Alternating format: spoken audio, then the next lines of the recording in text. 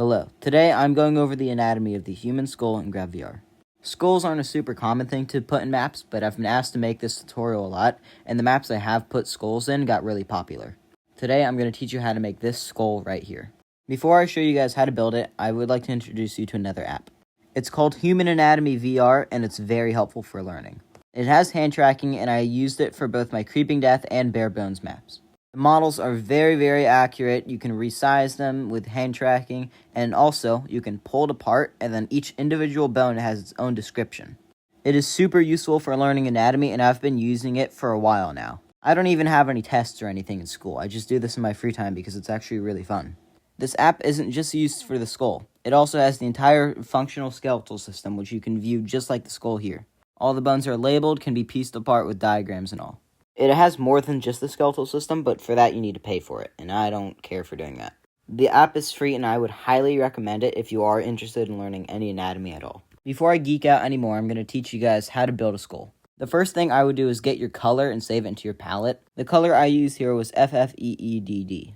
I would start at the bottom of the cranium and start with the maxilla. Then I would slowly work your way up. I could geek out right now and go over all the bones I'm making, but I won't do that. I'm just going to go over the major ones and the ones that you should pay attention to.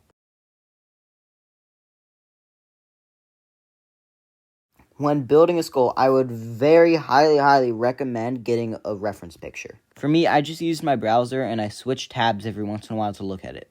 Not only getting a front-facing view, but also a side profile is very helpful. And again, you can close, grab, and open that Human Anatomy VR app and look back at it for reference. Once you have made the maxilla, I'd branch off into the zygomatic and start making the orbitals. The orbitals or eye sockets don't need to be exact, but just a rough frame for now. Then I would add more space above the nasal bone and lacrimental, and I'd branch it down. Start making the top of the frontal bone and also resize anything if you need to.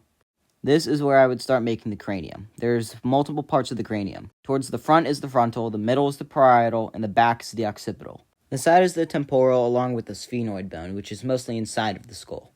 Once you have the orbitals formed and maybe the cranium, I would also fill it in with completely black. You want to do this so it looks more contrasted, even if it does look a little bit cartoony. Make sure you connect then the face to the rest of the skull.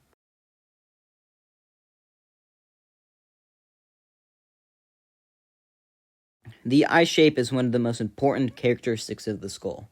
The eye shape will make or break what your skull looks like, as the emotion of the skull is very particular. The eye shape makes it look sad, but then the bone structure in the eyebrows makes it look mad. It's this one specific detail that is so important, and also is part of the reason why the skull emoji was so popular. It had a very certain expression that no other emoji could express. Only about 30% of the time that you're building is actually building new stuff. The rest of it is all spent tweaking it and fixing. Having a reference picture is one of the most important things you can do, and it helps so much. Another very important thing to note that many people get wrong is the form of the cranium in comparison to the maxilla. The occipital bone, or very back of your skull, should rest as the same level as your teeth and maxilla, the front of your skull. If your skull is ever wonky and you don't know why, you can look at a reference picture. Whether this be just a photo on Google, the app I showed you earlier, or one of my maps.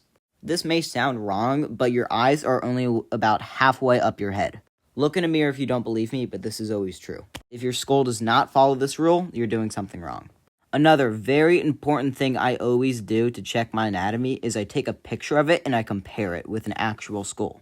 This picture is a little old, but I would compare it like this. Maybe even overlay them and then look at the inaccuracies. For example, the nose needs to be bigger, the maxilla needs to be shorter, nose needs to be higher up, the cranium needs to be taller, and the eyes need to be closer together. All this was gathered from just one comparison, which I otherwise would have not noticed. I would recommend doing this multiple times while you're building to make sure the anatomy is accurate. Now that we're back to building, I'm just critiquing the teeth here and making sure it's all right. Maxilla still needs to be just a tad bit shorter, as it does look a little bit dorky. Your skeleton will look dorky at some point in it. If it doesn't, then you're probably doing something wrong. Having your skull look dorky is part of the process, and it's something that you need to fix, not avoid. This last bit here that I'm doing is just minor critiques.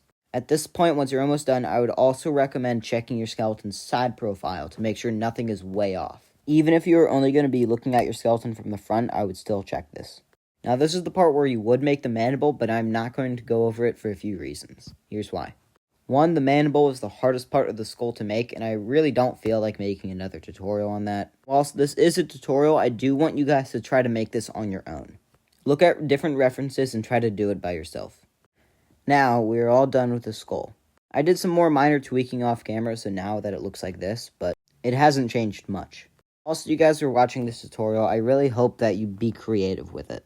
I understand that skulls are a very limited item to work with. However, please be original and don't just make copies of my maps. I'm really hoping that you guys can be creative and do your own thing. I've seen countless copies of my maps and they rarely give credit. I know making this tutorial was a little risky for me because it just lets you guys all copy my maps really easily and make a quick buck. But I'm hoping and trusting that you guys won't.